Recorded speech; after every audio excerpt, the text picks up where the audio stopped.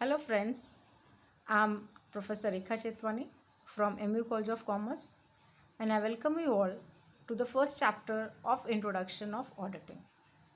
Today in this video we are going to see auditing, meaning, objectives and how to define auditing.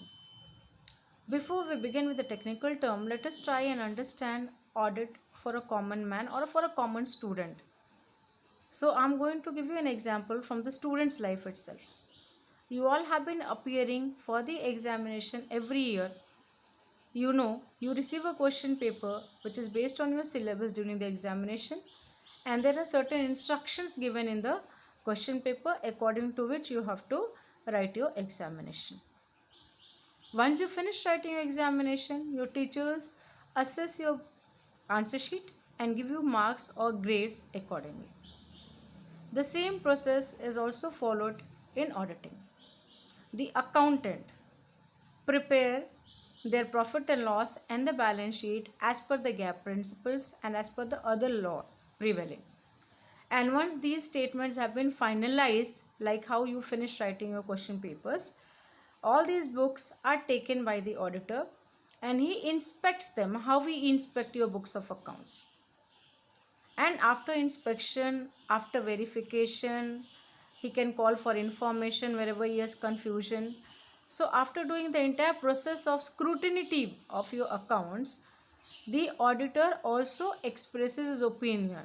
Like we give grades to you or marks to you, and the auditor also gives grades and marks, which are not in form of marks, but definitely it is in form of the expression of opinion which is expressed through audit report.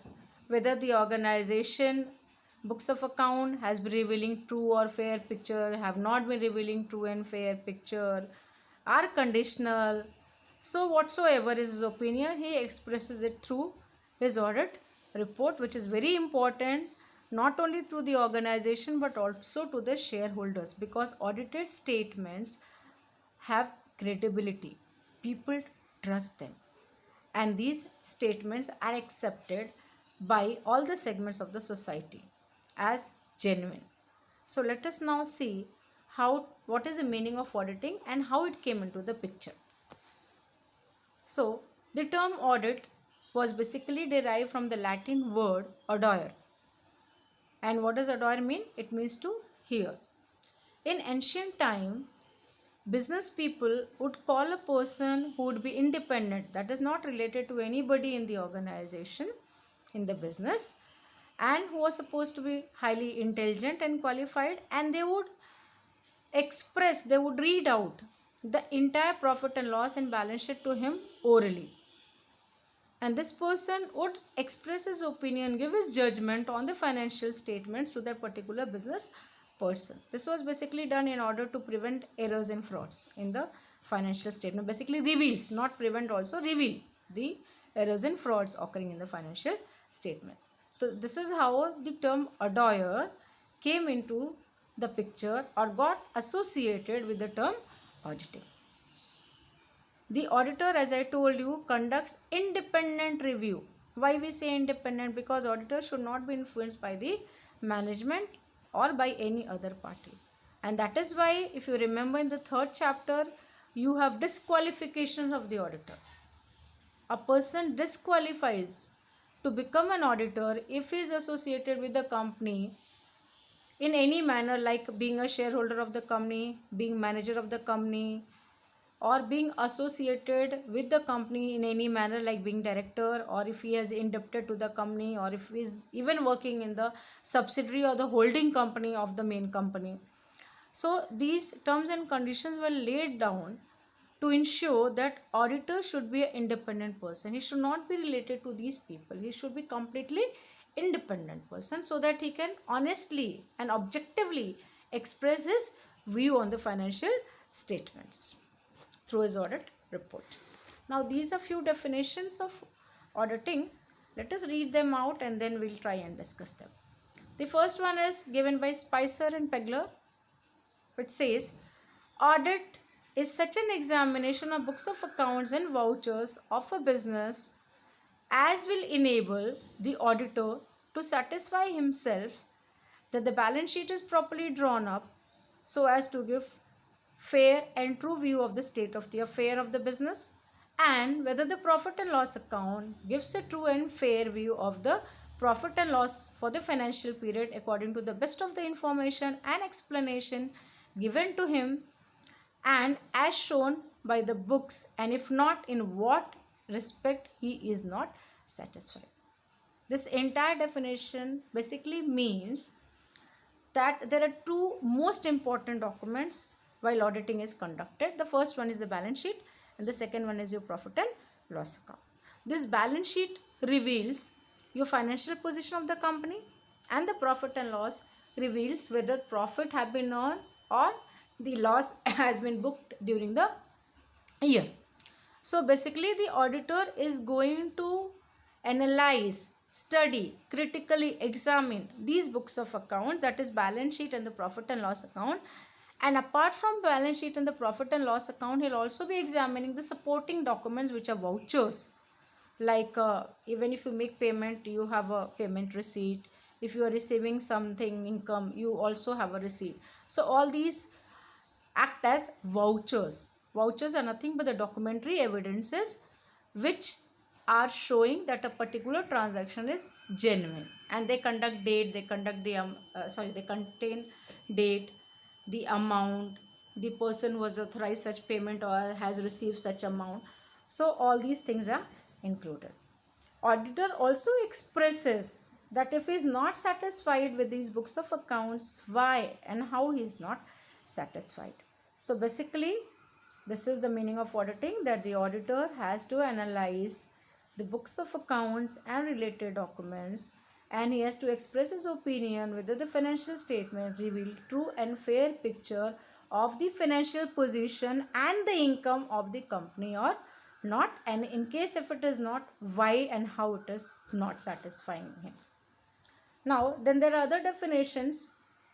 The next one is given by J.B. Bose, who says that audit may be said to be verification of the accuracy and correctness of the books of accounts. So it talks about accuracy and correctness, that is arithmetic accuracy, right totaling, right posting, right entering right amount, etc.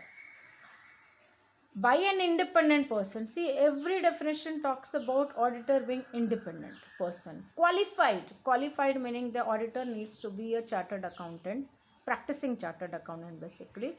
A person like with a BCom degree or any other degree cannot become an auditor. So he should be qualified for the job and not in any way connected with the preparation of such accounts in any manner.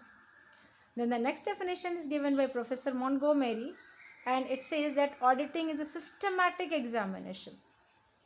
The word systematic examination means a lot. The auditor may not be in a position to examine each and every transaction of the organization.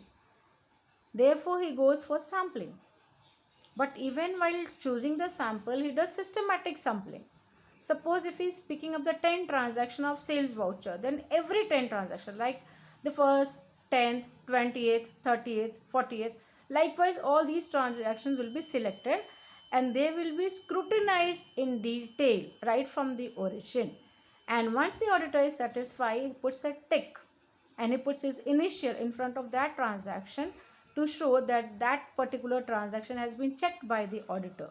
Okay. So auditing is a systematic examination of books and records of the business or other organization in order to ascertain or to verify and to report upon the facts regarding its financial operation and results thereof. It means the same again. That is the financial position which is revealed by the balance sheet and the financial operation which are revealed by the income statement. So he is going to analyze all these documents and other related documents systematically and express his opinion whether they are revealing true and fair picture of the state of the affair of the company or not. Now let us see the objective of auditing. The primary objective is given in the definition itself, which you have understood. It is expression of opinion on the financial statements by the auditor. So once the auditor has completed his auditing process, he has scrutinized all the documents and he has demanded all kinds of explanation which he needed. then he is going to express his opinion through his audit report. And there are 4 types of opinion which are expressed by the auditor in different forms, which we are going to see in the next slide. And the secondary objective consists of detection of errors and frauds. So the auditor is responsible for detection of errors and fraud, because only if the documents are free from errors and frauds, he can say that they reveal true and fair picture of the state of the affair of the company. So in order to express his opinion, he has to check the arithmetic accuracy of the books of accounts. He has to verify posting, balancing, totaling of trial balance, verify authenticity of all the transaction. He has to see whether proper distinction has been made between the capital expenditure and the revenue expenditure items. He has to confirm whether whatever assets and liabilities have been mentioned in the balance sheet really physically exist. And he has to verify whether all the statutory requirements are fulfilled, and he has to determine whether they are true and fair. Now, what is the meaning of true and fair? Truthfulness is basically related to the arithmetic accuracy of the various transactions. That is, trial balance has been totaled up correctly, and all the transaction, all the expenditures, all the incomes have been recorded correctly. Whereas the term of fairness relates to more of following various legal provisions specified by various acts which are governing that particular audit. Like payment of minimum wages prescribes a particular minimum wage to be paid to the employee. And if the company is paying wages less than the minimum wages and they are showing it whatever they are paying it, they are true, but they are not fair. So the auditor has to carefully examine the amount of depreciation charged, the amount of reserves created, whether they are fair. So in that case only he will be able to express his opinion and say that the financial statements are true and fair. Because overcharging of depreciation, undercharging of depreciation both leads to misstatement on the books of accounts. So these are the primary objectives which I told you. It is expression of opinion by the auditor in various kinds of reports, and these reports are clean report, qualified report, adverse report and disclaimer report. Clean report is also known as unqualified or unconditional report. The auditor gives a clean report only if he is satisfied with all the kinds of the documentation of the company and he feels that the books of accounts are revealing true and fair picture of the financial affairs of the company. If the auditor feels that subject to certain conditions, the financial statement would reveal a true and fair picture. They are not revealing presently, but they would reveal if certain amount of changes are made. Maybe in valuation of stock, the act demands you to value stock on FIFO method and you are showing it on LIFO method or some other method.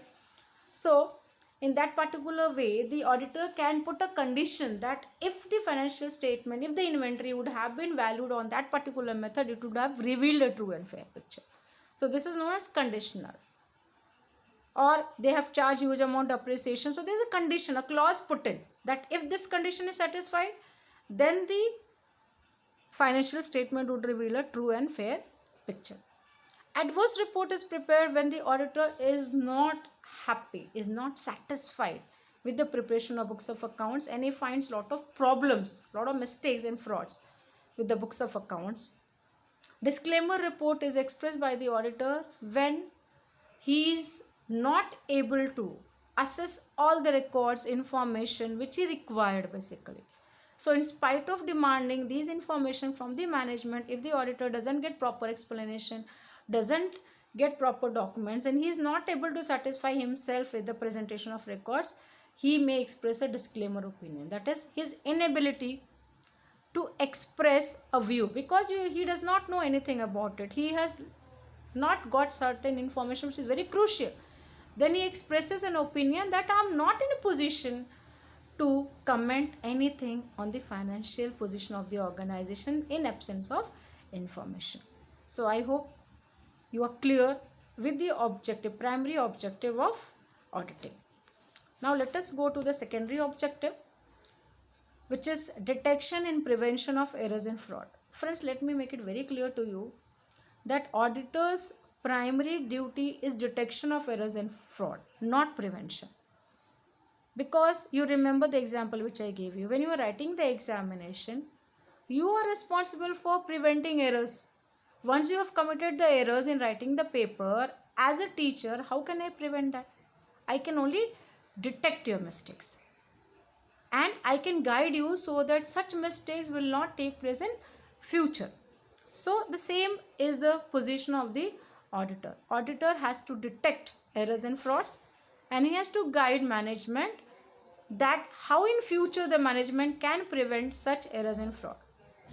So the secondary objective relates to detection and prevention. First, let us see what are errors. Errors are mistakes which are committed due to negligence. The person committing the mistake does not know that he is committing a mistake, and he does not have a vested interest, he does not have an intention of committing mistake. So errors are those mistakes that are committed due to negligence or lack of knowledge without having vested interest. That's the basic difference between an error and a fraud.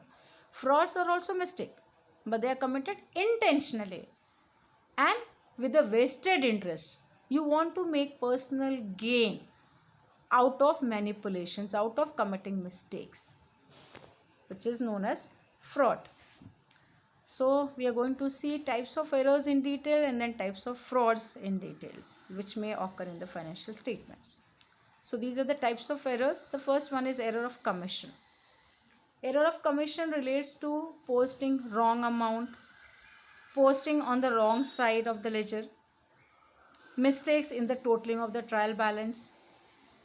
So these all basically relate to clerical mistakes which are committed by clerks while posting the particular item to the financial statements. Then the second type of error is error of omission.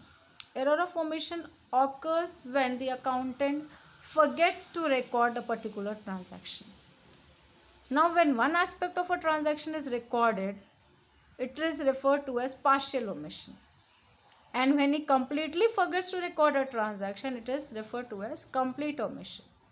For example, if you purchase furniture, your entry will be furniture account debit to cash account. Let us say accountant has debited only furniture account and not credited the cash account. In that case, only one aspect of the transaction has been recorded and therefore it will be referred to as partial omission. Suppose he completely forgets to record the entire transaction, neither the furniture account is debited nor the cash account is credited, then this will be referred to as error of complete omission. Remember, error of complete omission will result in agreement of the trial balance. The trial balance will still tally, and therefore it becomes very difficult for the auditor to locate error of complete omission. Whereas in case of partial omission, your trial balance will not tally and therefore you will be in a position to find out. The next one is error of principle. This error occurs basically due to lack of knowledge on the part of the accountant. When the accountant is not able to distinguish between a revenue expenditure and the capital expenditure, then this kind of an error takes place. Revenue expenditure are to be posted to the profit and loss account. Capital expenditure has to be capitalized by going to the balance sheet. So if the accountant is not clear about these principles, there may be wrong entries at wrong places. Compensating errors is not one error, it is a pair of error. It always occurs in pairs. These are types of the error which are equal in magnitude but opposite in nature. Equal in magnitude meaning the amount of the error, amount of the transaction is same. Let us say there is sale of 5,000, there is purchase of 5,000. The amount is same, 5,000, 5,000. And the transactions are opposite in nature. In one transaction, goods are coming in, another transaction, goods are going out. So when such mistakes take place in pair, that is you forget to record both or you record them at the wrong amount, wrong place, then they tend to offset the effect of each other and therefore the trial balance tallies, it agrees, and for the auditor it becomes really difficult to locate such errors, and these are called as compensating errors. So hope you are clear with 4 types of error: error of omission, error of commission, error of principal, and compensating error. Now we'll go and see the types of frauds in the next slide.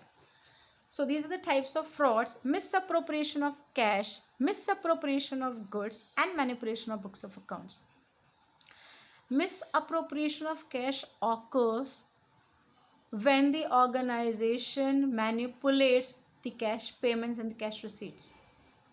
Let us say the accountant makes huge amount of payment. Let us say they are paying for a particular amount as 5 lakhs, but they are entering in the books of accounts 6 lakhs. So you are making a lesser payment and showing a higher amount, or you are receiving a higher amount of receipt from sales and showing a lesser amount in the books of accounts.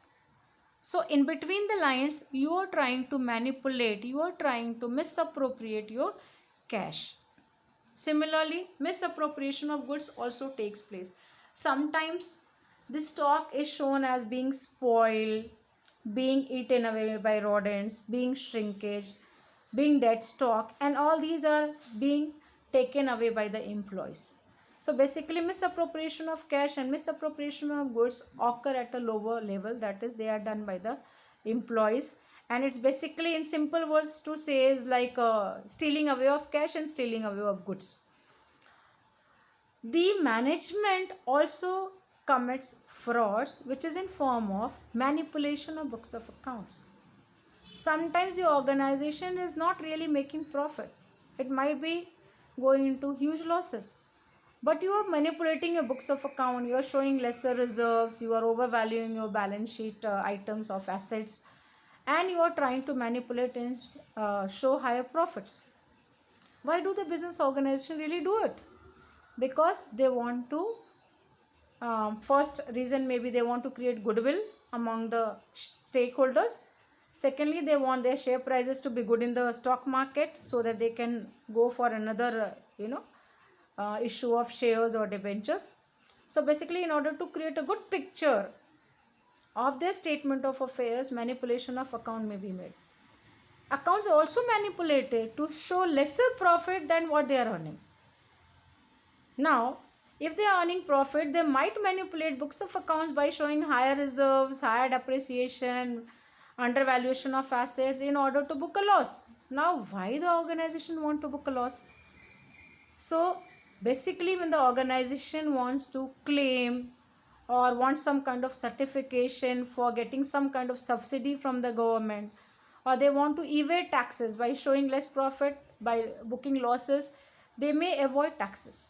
So in order to pay less taxes or to avoid taxes, to get subsidy, they can manipulate their books of account to show lesser profit than what they are earning. So I hope I have made some sense to you. What is auditing? So auditing is systematic examination of books of accounts or related records in order to express an opinion by the auditor whether the financial statements reveal a true and fair picture of the financial affairs of the company or not. And the objectives are divided into 2 categories: the primary objective and the secondary objective. The primary objective is expression of opinion by the auditor, which may occur in 4 forms, 4 types of reports, which I have told you: clean, qualified, adverse, and disclaimer report. Then the secondary objective is detection of errors and frauds, and the auditor has to detect various kinds of errors and fraud that may have occurred or taken place in the financial statement. We have seen errors are intentionally, unintentionally done, and the person committing the error does not have any intention of deceiving or cheating somebody. Whereas frauds are mistakes, but they are done with a view to cheat somebody to make personal gains. You have seen 4 types of errors, and you have also seen 4 types of frauds. What are the 4 types of error? Error of commission, error of omission, error of principal, and compensating error. Frauds are misappropriation of cash, misappropriation of goods, and manipulation of books of accounts. So hopefully you have understood what is meaning of auditing, definition, and objectives of auditing. In the next video, we will discuss advantages and limitations of auditing. Thank you so much. Have a good day.